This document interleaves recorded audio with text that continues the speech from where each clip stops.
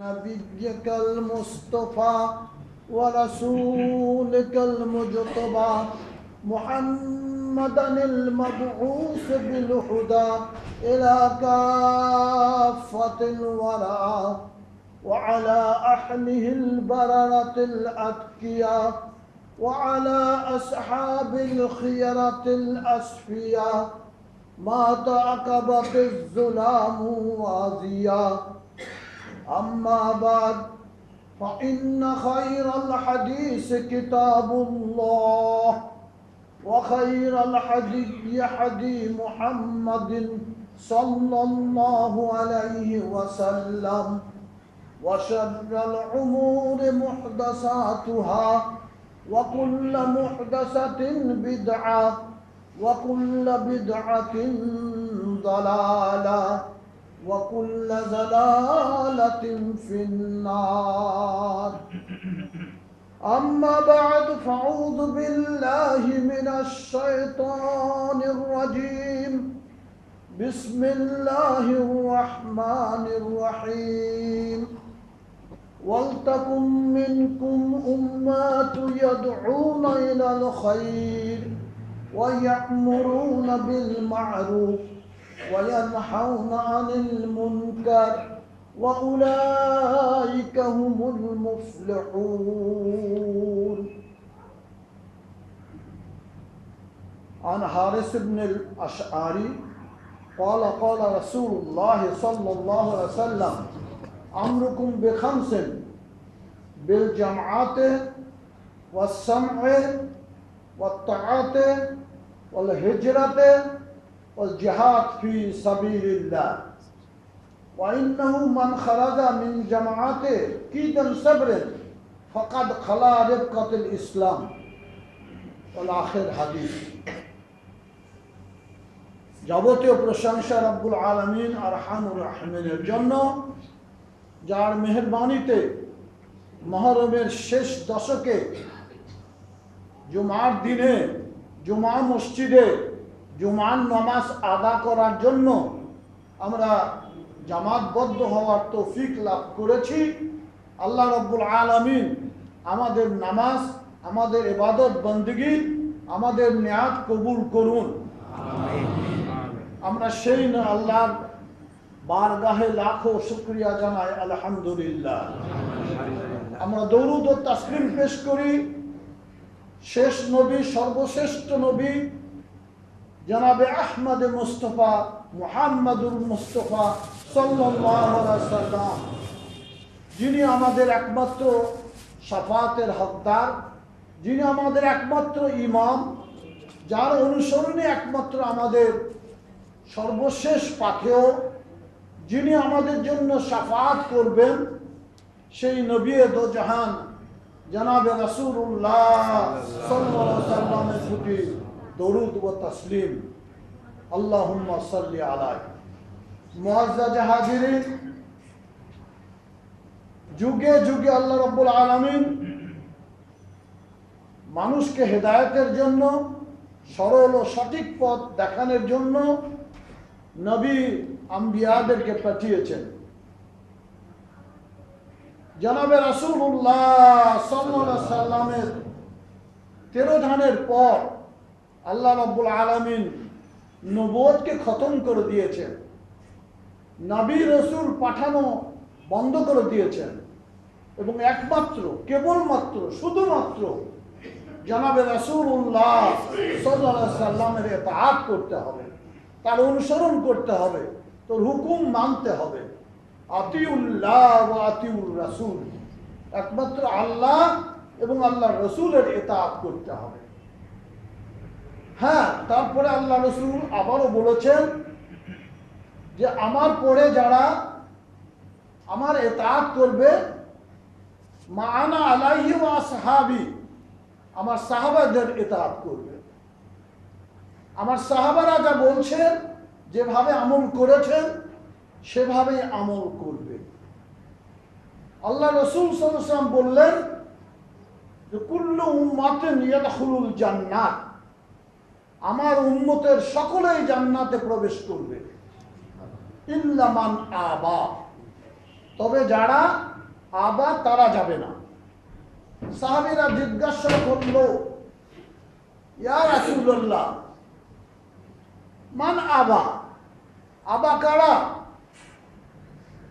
আল্লাহ রসুল বললেন, যারা আমার ইতাআত করবে তারা জান্নাতে যাবে, আর যারা আমার এই সুন্নতের মধ্যে নতুন কিছু, নিজেদের মন গড়া কিছু, নিজেদের চিন্তাধারার সিদ্ধান্ত মোতাবেক কোনো কিছু অনুপ্রবেশ করাবে এবং তার উপর আমল করবে, তারাই হলো আতা।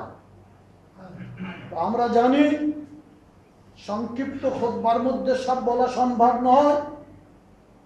আজকে সুযোগ পেয়েছি, আমাদের খতিব মাওলানা মুফাজ্জল সাহেব আজকে খুতবা দেওয়ার কথা, হঠাৎ করে কালকে তিনি আমাকে টেলিফোন করছেন রাতে, যে বিশেষ প্রয়োজনে জমিয়তের স্বার্থে, দ্বীনের স্বার্থে, দাওয়াত ও তাবলীগের স্বার্থে তাকে চিটাগাং যেতে হবে। তাই তিনি আসতে পারেননি, বিদায় আমাকেই খুতবাতে দাঁড়াতে হলো। যাই হোক, আল্লাহ রাব্বুল আলামিন যেমন যুগে যুগে নবী পাঠিয়েছেন এবং শেষ করে দিয়েছেন, একমাত্র রাসূলুল্লাহ সাল্লাল্লাহু আলাইহি ওয়াসাল্লাম ইতাআত করার হুকুম দিয়েছেন। তারপরেও দেখা যায় সাহাবীদের পরে বিভিন্ন ফেরকায় আমরা বিভক্ত হয়ে গেছি। বিভিন্ন ইমামের আমরা অনুসরণ করা শুরু করেছি। আমরা নিজেদেরকে কেউ হানাফি দাবি করেছি, আমরা কেউ শাফি দাবি করেছি, আমরা কেউ মালিকি দাবি করেছি, আমরা কেউ হাম্বলি দাবি করেছি। অর্থাৎ ইমাম আবু হানিফা রহমতুল্লাহ আলাইহি তিনি যা ইস্তেহাদ করেছেন, তিনি যে মাসলা মাসাইল দিয়েছেন, সেটাকে আবার জগা খিচুড়ি করে একটা জামাত বানানো হয়েছে। সেই জামাতের নাম হানাফি জামাত। ইমাম শাফি রহমতুল্লাহ আলাইহি তিনি যে আমল করেছেন, সেটার ভেতর আবার কিছু সংযোজন বিয়োজন করে আর একটা জামাত তৈরি করা হয়েছে, সেটার নাম হলো শাফি মাযহাব। এইভাবে একাধিক মাযহাবের সৃষ্টি হয়েছে। তারপরেও একটি দল, যারা নাজি দল, তারা কোরআন ও সুন্নাহর আমলের উপর একনিষ্ঠভাবে তারা পালন করে যাচ্ছে এবং তাদের সম্পর্কে আল্লাহর রাসূল সাল্লাল্লাহু আলাইহি ওয়াসাল্লাম বলেছেন যে ৭৩টা দল হবে। বনি ইসরাইলদের ৭২ ছিল, আর আমার উম্মতের মধ্যে ৭৩ দল হবে। তাদের মধ্যে একটি দলই তারা জান্নাতে যাবে। তারা কারা? যারা আমার এবং আমার সাহাবীদের অনুসরণ করবে। সেই হিসেবে আমাদেরও কিন্তু আমরা যারা কোরআন ও সুন্নাহর অনুসারী বলে দাবি করি, কোরআন ও সুন্নাহর আমরা আমল করি, ইমাম সাহেবদেরকে আমরা অত্যন্ত সম্মান করি, প্রত্যেকটা ইমাম আমাদের ইমাম, তাদেরকে আমরা সম্মান করে থাকি, কিন্তু তাদেরকে আমরা মাসুম মনে করি না। তাদের কথাকে আমরা সব কিছুই সকলের ঊর্ধ্বে আমরা ধরি না। একমাত্র হযরত ইমাম আবু হানিফা রাহমাতুল্লাহ আলাইহি বলেছেন যে আমি যে কথাটা বলে গেলাম, আমি যে আমল করে গেলাম, এই আমলের পরে যদি কোনো সহিহ হাদিস পাওয়া যায়, তাহলে তোমরা সেটাই আমল করবা, আর সেটাই আমার আমল। ইজা সাহহাল হাদিসু ফাহুয়া মুজহাবি। ইমাম শাফি রাহমাতুল্লাহ আলাইহি বলে গেলেন যে আমার কথাটাকে তোমরা মানবে না, আমি যেটা বললাম, ইমাম আবু হানিফা যেটা বললো, এগুলিকে তোমরা কোরআন এবং হাদিস থেকে যাচাই বাছাই করবে। যখন তোমরা সহিহ হাদিস পাবে, সেটাই আমল করবে, আবার সেটাই আমার মাযহাব। ইমাম মালিক রাহমাতুল্লাহ আলাইহি বললেন যে ওই যে ইমাম আবু হানিফা, তার কথাই শুধু মানলে চলবে না। ইমাম শাফি, তার কথাই শুধু মানলে চলবে না। ইমাম আহমদ ইবনে হাম্বল, তার কথাই শুধু মানলে চলবে না। আমি মালিক, আমার কথাই শুধু মানলে চলবে না। ওই যে কবরটি দেখা যাচ্ছে, আল্লাহ রাসূলের মদিনা মসজিদের কবরটি দেখায় তিনি বললেন, ওই কবরে যিনি শুয়ে আছেন, আমাদের সকলের কথা তার সঙ্গে যাচাই বাছাই করে নিতে হবে। আর সেই জামাতটির নাম হলো মুহাম্মাদি জামাত। আর সেই জামাতের ইমামের নাম জনাবে রাসূলুল্লাহ সাল্লাল্লাহু আলাইহি ওয়াসাল্লাম।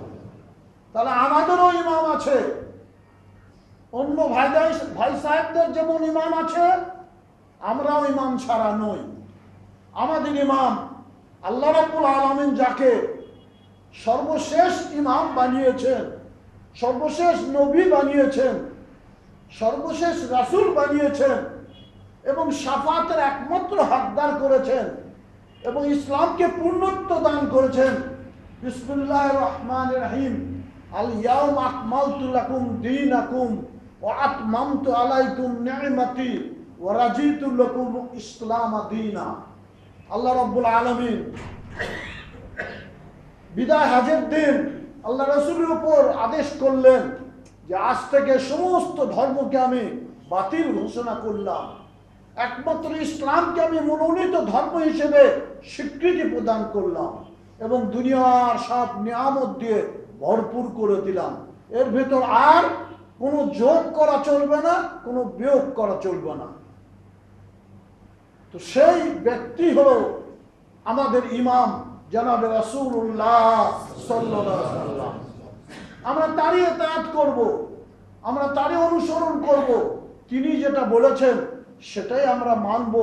তিনি যেটা নিষেধ করেছেন, মা আতাকুমুর রাসূলু ফাখুজুহু ওয়া মা নাহাকুম আনহু ফান্তাহু। সূরা হাশরের ৭ নম্বর আয়াতে আল্লাহ রাব্বুল আলামিন বলেন, এটা আমাদেরকে তোমাদের রাসূল যা দেয়, যে নির্দেশ দেয়, যে হুকুম করে, তোমরা সেটাই মেনে চলবা।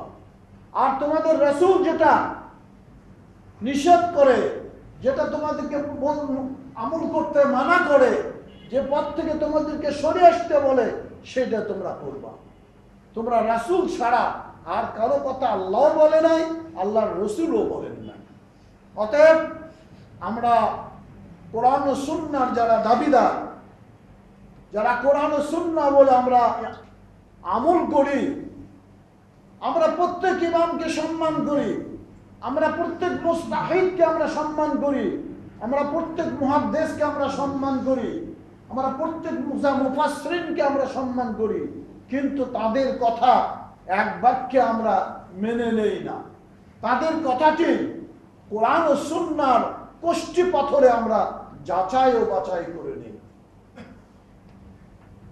আল্লাহ রাসূল সাল্লাল্লাহু আলাইহি ওয়াসাল্লাম এই জামাতকে, এই উম্মতকে বাঁচানোর জন্য, এই উম্মতকে রক্ষা করার জন্য তিনি আমাদেরকে কতগুলো হুকুম করে গেছেন। আহমদ বাইহাকিতে হাদিস আসছে, হারিসুল আশআরী রাদিয়াল্লাহু আনহু থেকে বর্ণিত, আল্লাহ রাসূল সাল্লাল্লাহু আলাইহি ওয়াসাল্লাম বলেন, আমরুকুম বিখামসিন, তোমাদেরকে 5টি হুকুম দেওয়া গেল। 5টি হুকুম তোমাদের উপর পড়া হচ্ছে। বেল জামাতে তোমরা জামাতবদ্ধ হয়ে থাকবে, কখনো তোমরা জামাত থেকে বিচ্যুত হবে না। মনে করেন আজকে আমাদের ইমাম সাহেব নাই, কিংবা আমি দায়িত্ব পালন করছি, আমি একটা ভুল করলাম, আর আপনারা কালকে মসজিদ আর একটা ভাগ করে ফেলবেন যে না, এই মসজিদে নামাজ পড়া যাবে না, না তা হবে না। ভুল যে করবে সেটা সংশোধন করার জন্য কোরআন সুন্নাহ আছে। কোরআন সুন্নাহর কষ্টি পাথরে যদি ভুল হয় তাহলে তাকে সরিয়ে দিতে হবে, কিন্তু তাই বলে জামাত ভাঙ্গা যাবে না। আল্লাহ রাসূল বললেন যে কি তোমরা বেল জামাতে, তোমরা জামাতবদ্ধ ভাবে থাকো, সমবেত ভাবে থাকো। ওয়াতাসিমু বিহাবলিল্লাহি জামিআন ওয়া লা তাফাররাকু, তোমরা জামাতবদ্ধ ভাবে আল্লাহর দ্বীনকে, আল্লাহর ধর্মকে, আল্লাহর রশিকে, আল্লাহর বিধানকে, আল্লাহ রাসূলের বিধানকে তোমরা দাঁতে হাতে আঁকড়ে ধরো। কোনো অবস্থাতেই তোমরা ওয়ালা তাফাররাকু, তোমরা জুদা জুদা হয়ে যেও না, ছিন্ন ভিন্ন হয়ে যেও না, বিভক্ত হয়েও না। কোনো একটি ছোট খাটো মশলাকে কেন্দ্র করে, কোনো একটা ফুরু মশলাকে কেন্দ্র করে তোমরা জামাত ভেঙ্গো না, জামাতের ঐক্য নষ্ট করবো না। এবং ওই সময়ের যিনি সরদার থাকবেন, যিনি সভাপতি থাকবেন, যিনি দায়িত্বশীল থাকবেন, যিনি ইমাম থাকবেন, তার কথা মনোযোগ দিয়ে শুনতে হবে। তাদের কথা মনোযোগ দিয়ে শুনতে হবে। তিনি কোরআন সুন্নাহর উপর কথা বলছেন কিনা, কোরআন সুন্নাহর ভেতরেই তিনি আছেন কিনা, তিনি যা করে যাচ্ছেন তা কোরআন সুন্নাহ মোতাবেক কিনা, তার কথা শুনতে হবে। এবং তার ইতাআত করতে হবে। তিনি যদি বলেন যে আজকে আপনারা সকলে সমবেত হবেন, আমরা কিছু আলোচনা করব, কেউ আসবো কেউ আসবো না, আর যা আলোচনা করে করুক গে না, তার ইতাআত করতে হবে, তার হুকুম মানতে হবে। আজকে যদি থানা থেকে একটা নোটিশ আসে যে অমুক অমুক অমুক অমুক আগামীকাল সকাল 10টার ভেতর খিলগা থানায় আপনারা হাজির হবেন, কারো শক্তি নাই যে আপনারা ওই হাজির না হয়ে চুপচাপ বসে থাকবেন। থানা একটা দারোগা বা একটা ওসি বা একজন সাব ইন্সপেক্টরের একটা নোটিশের ভয়ে আমরা ধরবো, আমরা সেই দায়িত্ব পালন করব। অথচ আল্লাহ রাব্বুল আলামিন আমাদেরকে হুকুম করছেন যে তোমরা ইতাআত করবে আল্লাহ এবং আল্লাহর রাসূলের, এবং যারা কোরআন ও সুন্নাহর উপর আমল করছে, তোমাদের নেতৃত্ব দিচ্ছে, তাদের তোমরা ইতাআত করবে। বলে হিজরাতে এবং প্রয়োজন হলে এমন একটি দেশে বাস করছি আমরা, যেমন আমাদের বাংলাদেশ। এই বাংলাদেশটি কিন্তু দারুল আমান, এটাকে দারুল আমান বলা যায়। এখানে সকল ধর্মের সমান ইবাদত করার সুযোগ রয়েছে। মুসলমানেরা যেমন নামাজ পড়তে পারে, কেউ বাধা আমাদেরকে দেয় না, সরকারি বেসরকারি কোনো বাধা নাই। হিন্দু ভাই সাহেবেরাও তারা তাদের পূজা পার্বণ করে থাকেন, তাদেরকেও কেউ বাধা দেয় না, বৌদ্ধদেরকেও বাধা দেয় না, খ্রিস্টানদেরকেও বাধা দেয় না, কোনো ধর্মাবলম্বীদেরকেই বাধা দেয় না, এবং সবাই এখানে সমভাবে অধিকার বসবাস করে। এটাকে দারুল আমান বলা হয়। আর যে দেশে ইসলামের কোনো কার্যকলাপ করতে গেলে সরকারের অনুমতি লাগে, সরকার অনুমতি না দিলে করা যায় না, এমনকি কুরবানির মতন কাজও করা যাবে না, সে দেশটাকে বলা হয় দারুল হরব। সেই দেশটাকে দারুল হরব বলা হয়। আর যে দেশে ইসলামী হুকুমত জারি রয়েছে, প্রতিটি কাজের হুকুম আকাম ইসলাম মোতাবেক, চুরি করার সাথে সাথে প্রমাণিত হলেই তার হাত কেটে দাও, নামাজ না পড়লে তাকে বেত্রাঘাত করো, কেউ যদি জেনা করে তাকে সঙ্গে সার করো, হত্যা করো। আজকে দেখেন সারা পৃথিবীর মধ্যে সম্ভবত সৌদি আরব এখনো ইসলামী হুকুমের আছে, যার জন্য সেখানে কোনো চুরি নাই। চুরি করলে হাত কেটে দেওয়া হয়। কোনো মানুষকে যদি কেউ খুন করে কোনো কারণে, তাহলে প্রমাণিত হওয়ার সাথে সাথে তাকেও খুন করা হয়। জেদ্দাতে এই কতল করার একটা মসজিদই আছে। সৌদি আরবের মধ্যে জেদ্দাতে এই মসজিদটা, সৌদি আরবের মধ্যে এই ধরনের খুন খারাপি হলে যার উপর কতলের হুকুম হয়, তাকে ওই জেদ্দার ওই মসজিদে নিয়ে আসা হয় এবং তাকে প্রকাশ্য কতল করা হয়। আজকে যদি আমাদের দেশে চুরি করলো তার যদি হাত কাটার অভ্যাস আইন করা হয়, তাহলে আর চুরি করা থাকবে না। খুনের বদলে খুন যদি প্রমাণিত হয় এবং তাকে যদি খুন করা হয়, তাহলে কিন্তু আমাদের দেশেও খুন খারাপি থাকবে না। এটাই ইসলামের হুকুম। ইসলাম এটাই বলেছে। যারা এই ইসলামের হুকুমত বাস্তবায়িত করতে পেরেছে, তারাই এর ফল ভোগ করেছে। সেজন্যই এই তিনটির মধ্যে আমরা যদি দারুল হরবে বাস করি আর সেখানে শরীয়তের কোনো কার্যকলাপ করতে না পারি, তাহলে আল্লাহর রাসূল সাল্লাল্লাহু আলাইহি ওয়াসাল্লাম আমাদেরকে হুকুম দিয়েছেন যে তোমরা সেই দেশ থেকে প্রয়োজনে হিজরত করো। আর সর্বশ্রেষ্ঠ বলেছেন যে তোমরা জিহাদ করো, জিহাদ ফি সাবিলিল্লাহ, আল্লাহর রাস্তায় তোমরা জিহাদ করো। আগেকার দিনে তো তরবারি নিয়ে জিহাদ করতো, এখন আবার মারণাস্ত্র নিয়ে বিভিন্ন প্রকার অস্ত্র শস্ত্র নিয়ে জিহাদ করা। এই জিহাদ মুসলমানের সাথেও করছে, হিন্দুর সঙ্গেও করছে, খ্রিস্টানের সঙ্গেও করছে, খ্রিস্টান মুসলমানের সঙ্গেও করছে। এটা জিহাদ নয়। অতএব এখন আমাদের জিহাদ কোনটি? জিহাদ হলো ইসলামী হুকুমত কায়েম করার জন্য চেষ্টা করা। যে যেমন যেখানে যে পর্যায়ে থাকি সেই পর্যায় থেকে চেষ্টা করা, নিজের মনকে নিজের আমলকে শুদ্ধ করাটাও একটা জিহাদ। নিজের পরিবারকে ইসলামী হুকুমতে নিয়ে আসা, সেটাও একটি জিহাদ।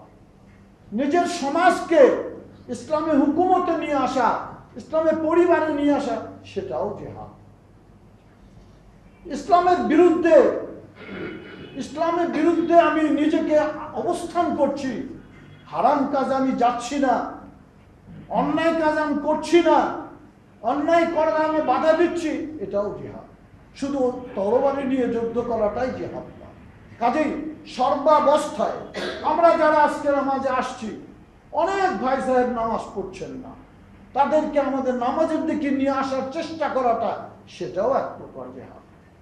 কাজেই বিভিন্নভাবে আমাদেরকে জিহাদ করতে হবে। আল্লাহ রসুল বলছেন যে যারা এই জামাত থেকে এক বিঘত পরিমাণ, এক বিঘত বলা হয় এক পাকুরকে, 6 ইঞ্চিকে, 6 ইঞ্চি বা 8 ইঞ্চি বা 9 ইঞ্চি পরিমাণ, এক বিঘত পরিমাণ যে ব্যক্তি এই জামাত থেকে সরে গেল কোনো কারণে, ইমাম সাহেবের সঙ্গে, সর্দার সাহেবের সঙ্গে,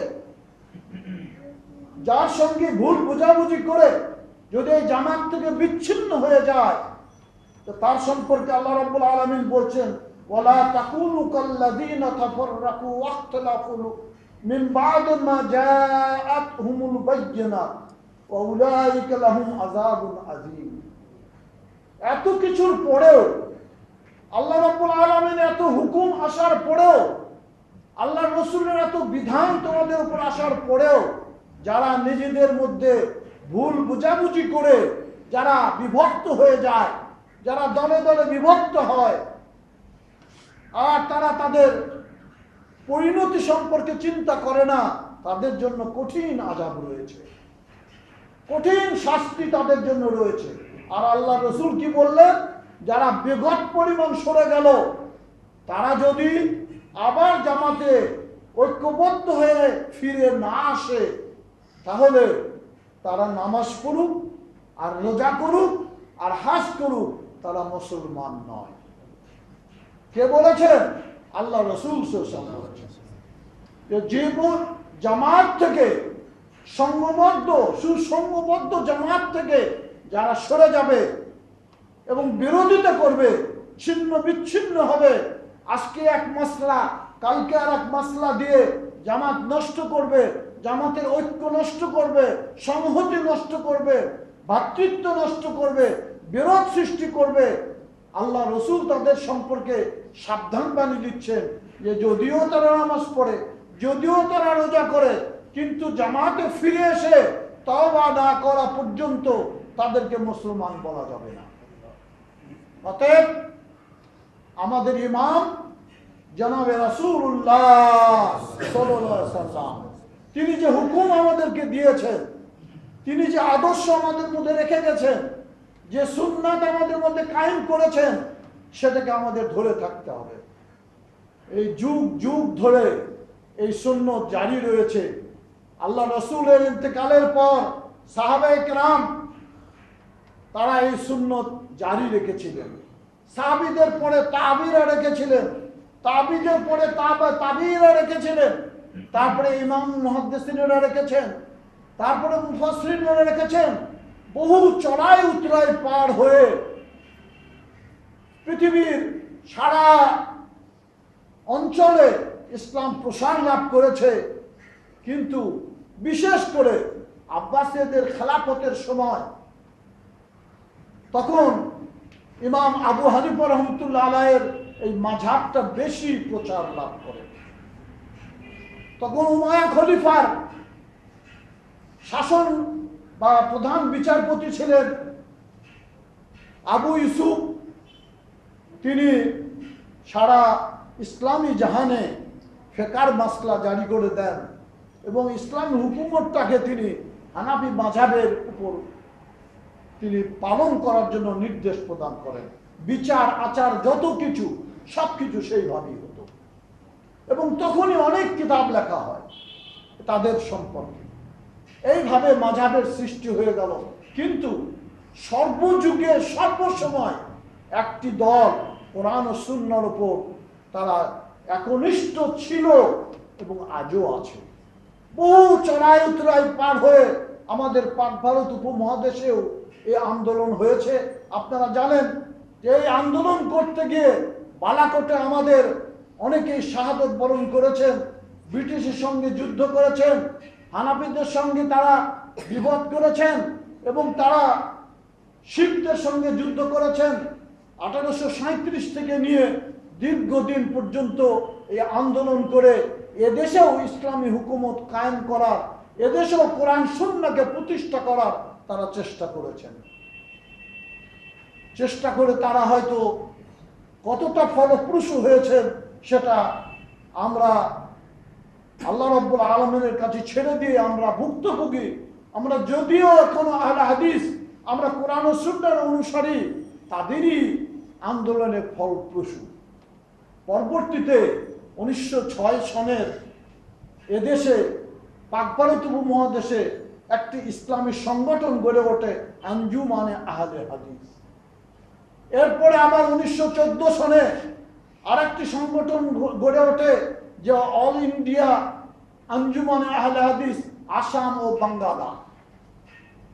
এরপর একজন মর্দে মুজাহিদ, আমাদের এই দেশেরই একজন মর্দে মুজাহিদ আল্লামা আব্দুল্লাহ আল কাফি আল কুরাইশি রহমুল্লাহ, তিনি 1946 সনে রংপুরের হারাগাছে তিনি আল্লামা আব্দুল্লাহ আল কাফির বাকির সভাপতিত্বে তিনি একটি সম্মেলন করেন, কনফারেন্স করেন। এই কনফারেন্সে এই আন্দোলনের, এই সংগঠনের, এই জামাতের নাম দেওয়া হয় অল ইন্ডিয়া জমিয়তে আহলে হাদিস। এই অল ইন্ডিয়া জমিয়তে আহলে হাদিসই পরবর্তীতে 1947 সনের পর দেশ ভাগ হয়ে গেল, তখন নাম হলো পূর্ব পাকিস্তান জমিয়তে আহলে হাদিস, পশ্চিম পাকিস্তান জমিয়তে আহলে হাদিস, পাকিস্তান জমিয়তে আহলে হাদিস, আসাম জমিয়তে আহলে হাদিস, অল ইন্ডিয়া জমিয়তে আহলে হাদিস। এইভাবে ভাগ হলো। কিন্তু কাজ, তাদের কর্মসূচি, তাদের লক্ষ্য উদ্দেশ্য ছিল এক। সেটা হলো যে গোটা পৃথিবী থেকে, অন্ধকার থেকে মানুষকে শিরক ও বেদাত থেকে উঠিয়ে আলোর পথে নিয়ে আসা, কোরআন ও সুন্নাহর পথে তাদেরকে নিয়ে আসা। এটাই ছিল তাদের জদ্দোজেহাদ। এই জেহাদ চলছে, চলে যাচ্ছে, আজকেও আছে। আজকে 1946-এর পর, দেশ ভাগ হওয়ার পর এই সংগঠন পরবর্তী আবার যখন বাংলাদেশ স্বাধীন হলো, তখন এই সংগঠনের নাম হলো বাংলাদেশ জমিয়তে আহলে হাদিস। সে সম্পর্কে আল্লাহ রাব্বুল আলামিনের ওই কোরআনটাকেই সামনে রেখে, ওই আয়াতটাকে সামনে রেখে আমরা আমাদের লক্ষ্য উদ্দেশ্যকে বাস্তবায়িত করার জন্য প্রচেষ্টা চালিয়ে যাচ্ছি। আল্লাহ রাব্বুল আলামিন যেখানে বলেন, বিসমিল্লাহির রহমানির রহিম, ওয়ালতাকুম মিনকুম উম্মাতু ইয়াদউনা ইলাল খায়র ওয়া ইয়া'মুরুনা বিল মা'রুফ ওয়া ইয়ানহাউনা আনিল মুনকার ওয়া উলাইকা হুমুল মুফলিহুন। তোমাদের মাঝে এমন একটি সংগঠন হবে, এমন একটি জামাত হবে, এমন একটি দল হবে, এমন একটি গ্রুপ হবে, যারা কি করবে?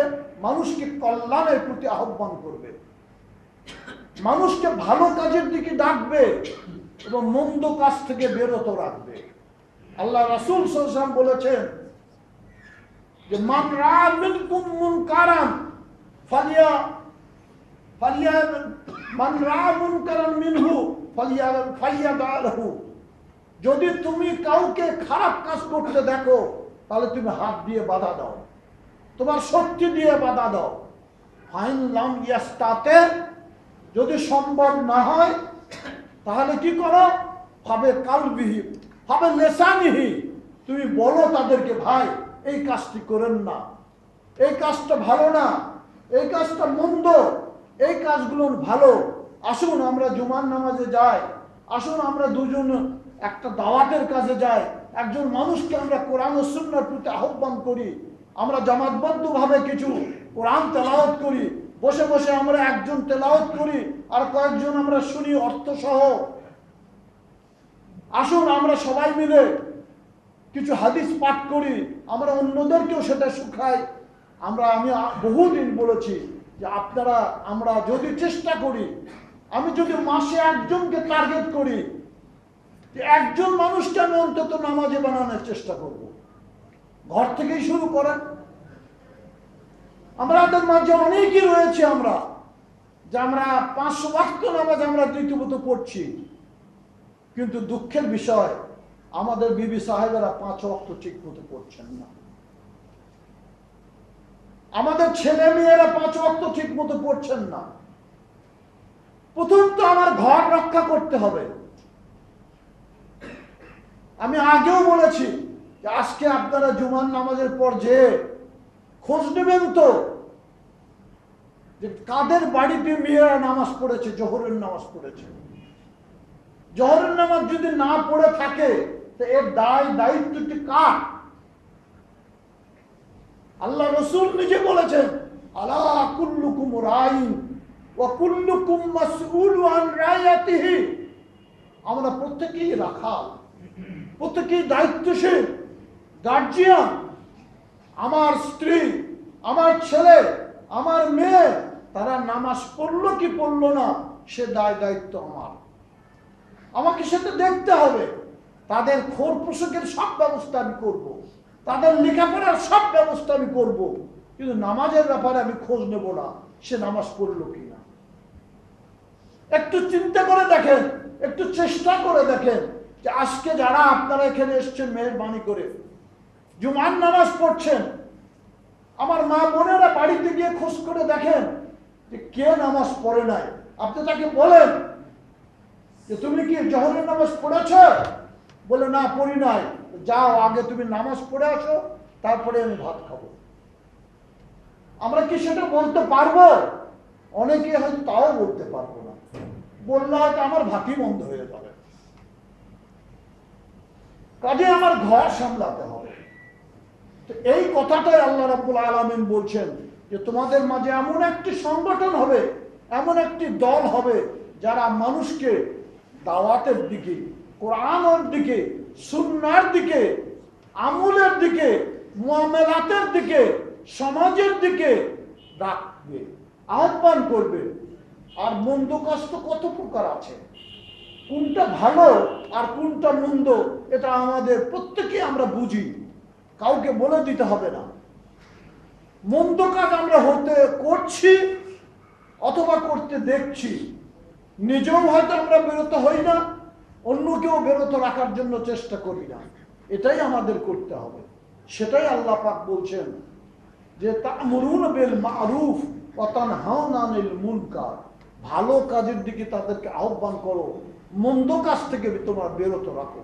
আল্লাহ রাব্বুল আলামিন এই ভালো কাজ এবং মন্দ কাজ থেকে আমাদেরকে করার এবং বাঁচার তৌফিক দান করুন। আল্লাহ রাব্বুল আলামিন শেষে বলছেন উলাইকা হুমুল মুফলিহুন। আর এই কাজগুলো যারা করবে তারাই একমাত্র সাফল্য অর্জনকারী দুনিয়াতে এবং আখিরাতে। অতএব ভাই সাহেব আসুন, আমরা নিজেরাই 5 ওয়াক্ত নামাজি হলে চলবে না, আমার ঘরকেও নামাজি বানাতে হবে, আমার পরিবারকেও নামাজি বানাতে হবে, আমার পড়োশীকেও নামাজি বানাতে হবে, আমার জামাতকেও নামাজি বানাতে হবে। আমি আগেও বলেছি বোধহয় যে আমাদের প্রত্যেকেরই কম বেশি আত্মীয় স্বজন আমাদের অন্য মাযহাবের ভাই সাহেবেরাও আছে। তাদের নামাজকেও শুদ্ধ করার জন্য তাদেরকেও কোরআন সুন্নাহ তাদেরকে শেখাতে হবে। আমাদের অনেকের ঘরে কোরআনের তাফসীর নাই, বুখারী শরীফের অনুবাদ নাই, এগুলি আমরা পড়বো, আমরা কিনবো, আমরা অন্যকে পড়াবো। তাহলে আমাদের এই প্রচার, আমাদের এই প্রসার ইনশাআল্লাহ বেশি হতে থাকবে। আল্লাহ রাব্বুল আলামিন আমরা নিজেদেরকে এই কোরআন ও সুন্নাহর উপর আমল করা এবং কোরআন সুন্নাহ বিরোধী কাজ থেকে নিজেদেরকে বিরত রাখার তৌফিক দান করুন। আমিন। এই আমল যদি আমরা না করি, সারা জীবন যদি আমি বক্তৃতা শুনি আর সারা জীবন যদি আমি মনে করি যে হ্যাঁ ভালো কথাই তো করলো, কিন্তু সেটা আমলে নিয়ে আসলাম না, তাহলে এই শোনার না শোনার মধ্যে কোনো পার্থক্য নাই। আর এই দায়িত্ব নিয়েই আমাকে কবরে যেতে হবে। আল্লাহ রাব্বুল আলামিন যাতে আমাদেরকে ঠিকমতো আমল করে কবরে যাওয়ার তৌফিক দান করুন। বারাকাল্লাহু লানা ওয়া লাকুম ফিল কুরআনিল আযীম ওয়া নাফা'না ওয়া ইয়্যাকুম বিল আয়াতি ওয়াজ যিকরিল হাকীম ইন্নাহু তাআলা জাওয়াদুন কারীমুন মালিকুন বাদুর রাউফুর রহিম।